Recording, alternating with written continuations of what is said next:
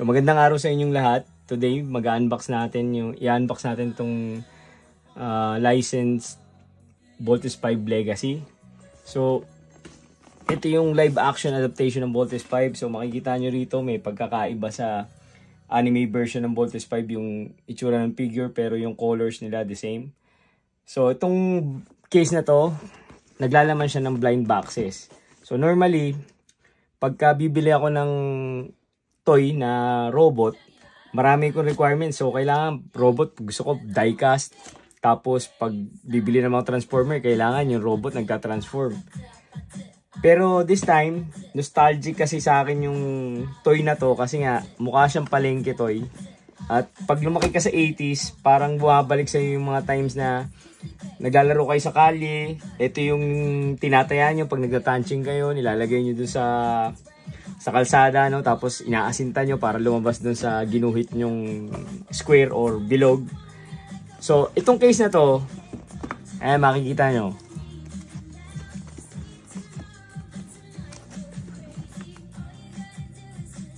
Okay. So sa isang case ng blind box na to, naglalaman siya ng 21 blind boxes. So yung 21 blind boxes na yan,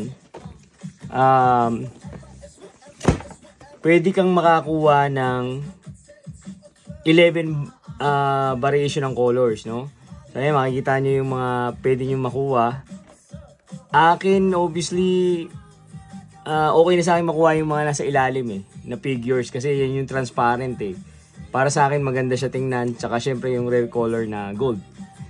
Okay? So sana makuha natin lahat tong colors na to. So simulan natin yung pag-unbox nung blind boxes.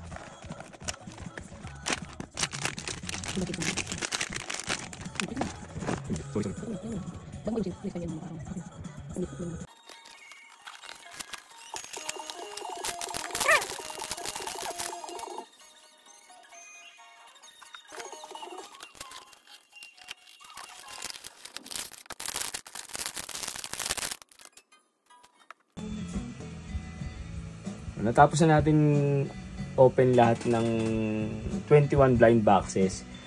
So happy ako dun sa case na napili ko, kasi yung 11 variation ng colors ng figure nakuha lahat.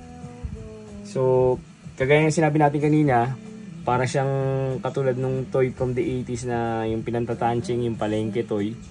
Pero ito 12 cm to, so kalahati nito nun yung pantanching na toy.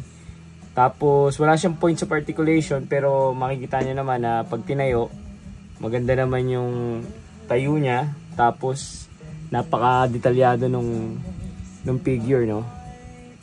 Ayan, makikita nyo. Details from the antenna, yung mga gulong. Yon.